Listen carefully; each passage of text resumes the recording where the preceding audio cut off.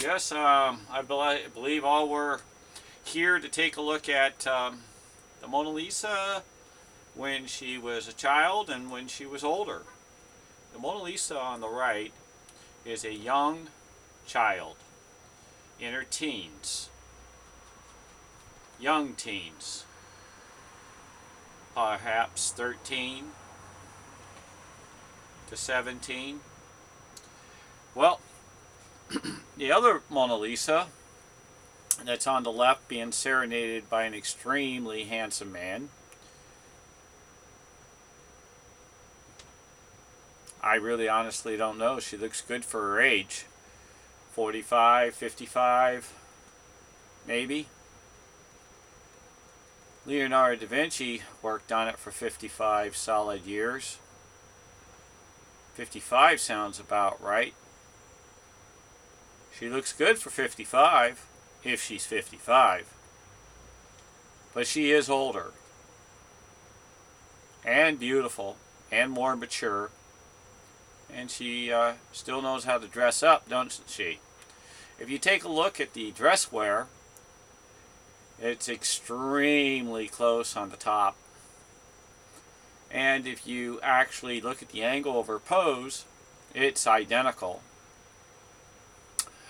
As you know, the followers for me, Dion, Passion, which I did a book called Passion of Love, this particular painting is the twin.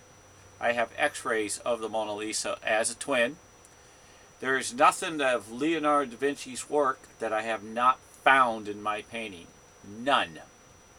But I'm here to show you something kind of unusual that I haven't gone through on some of the pieces. And I'm going to sit down here and I'm going to show you what I have hidden behind the works of these two great paintings. So I'm going to move them down out of the way. And I'm going to show you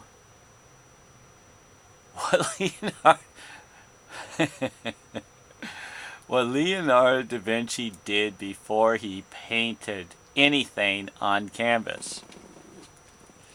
And I'm going to show you something else in which nobody owns except for me also, besides the rarest duet painting on the planet. This is a piece of the canvas.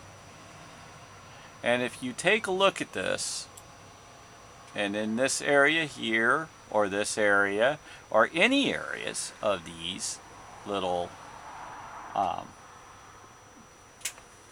little knits, these are knitting of little images of cartoons and people.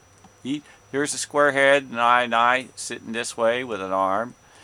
This is a person up in here floating. You can see these. Here's one going long ways. Okay. Then he's got a short little and another short little. What he did, that was considered a build. I mean, look at this. An eye, a nose, a mouth. Here's the big head and the body going. See? See, all these beautiful images is under the paint. It is what he took and knitted it like you would a tabletop and put all your little toys and characters in these items that are like hair. Now, I'm going to show you something that came out really nice. I own tools of his works. I don't know anybody owns tools of Leonardo da Vinci's works.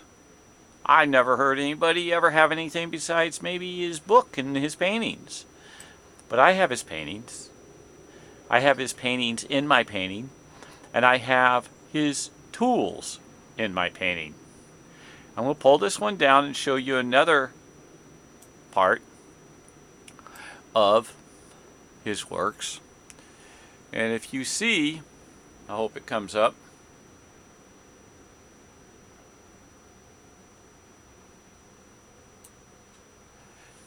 This black line in here of wire or some type is his tool that he used for knitting. I have few of them, more than a few actually. I think it's at least a half a dozen of them. I lost count when doing all this work by myself. Let me pull this away so I can get into opening and closing. And I'm going to pull that right back. Do you see it?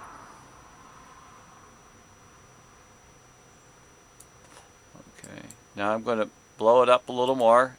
This is a pretty clear image, but let me see. Let me see how well it comes up on the screen. There it comes up better. And you can see that is his tool. That is history. That is the unbelievable find. And out of that, if you look at all this white extra material here, he even doodled that into little characters. Look at the face. Look at the little face with an ear bent and an ear bent. He played around with the doily on the side. Now I'm going to pull this, and we're going to examine, what's this? Oh my goodness. That's his build. You can see the beginning of the body, and you can see the head and the nose, and it goes on up. These are the little fibers that he pulled together to make not only his build, but it makes the canvas stronger when you put more material on it and stitch it together. Look, can you see all these images? I mean, this, when I first saw this, I had to walk away for 15 minutes, and I've done it about 1,000 times at least, okay, of just can't believe what I have found that Leonardo da Vinci has done. Who would even imagine to stitch a canvas in knitting before you paint it? Who's going to see it? What was the purpose? Oh, you could imagine my mind going crazy. What's this about? What am I seeing? Why? I can't imagine. Who's going to believe me? How do I prove it? Who do I show the world? I wasn't even thinking about YouTube. I wasn't even thinking about, how would I show the world this? I got to go to all the universities. I got to go to all the schools, sit in art classes, and get on, shoot projectors and on the screen and get into detail. And I got to have this thing really, really shot. Look at these images. They're just magnificent. That's not an accident. That's not normal for a canvas. That's look at these things. They're turned sideways. Everything. You could take these and turn them. That is stitching. It gets wilder, and I'm not going to get into it with you right this minute. Look at the background right here. The little guy he put in there. Okay? This guy has gone beyond. Look at that. Is that an accident? You see that face? Look at that. Look at that. You see it as a puppy dog this way with a nose, but if you really look at it, it's an eye and a nose over here too. He makes that thing look at you 360 degrees all the way around and up and down. When you really get, all you got to do is grab it and move it just a little bit, and the image changes again. So that little face you just saw, there's a dog, there's another eye and a nose of a bear. It doesn't show up too good in front of me until I look at the screen on the camera. This guy needs to be really patted on the back. God has blessed him beyond my imagination that someone could have. I mean, I've heard of magnificent things of Jesus Christ and healings and things of this sort, but he didn't go around healing people. his imagination is so wild that when you really look at this eye, and use this as a nose, and this like a big old tongue hanging out, you would use portions. He would use portions of the smaller to make bigger, and then to make even bigger, which actually makes, I'll show you, this. What he does is he takes portraits of cartoons and knitting and images and mathematical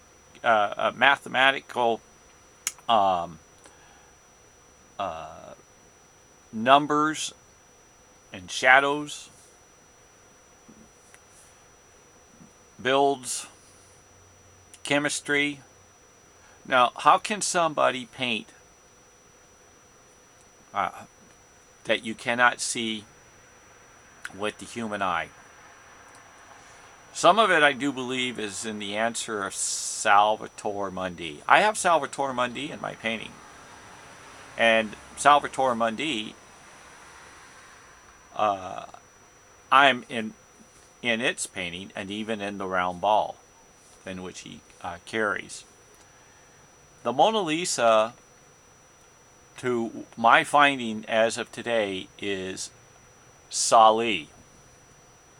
And he loved Sali, and he loved Melzi, and the three of them lived together. Melzi Francisca, Andre, which is Sali, and Leonardo da Vinci. If you use the M in Mona and the L in Lisa, you got the M for Melzi and the L for Lisa for Leo. And if you use Lisa with the A in Mona, it's Sali. I have it in my painting that's written out, and it's also written out exactly here in the Mona Lisa. These are facts. I didn't put them there, so don't kill the messenger, and I got a lot more to show. But I do want to say this. I need a GoFundMe page. I'm going to tell you my name and a number, and I'm going to, you can go to me, Dion, or look at over 300 YouTubes of mine, track me down, but I do give you my direct number. That's 707-568-7022. I need financial support of some sort to continue with my works, and I love it. Now, again, I want to end this with what I always want to end my YouTubes with, is God bless the whole world, the universe, and the heavens, and you have a beautiful, wonderful, safe night. Amen.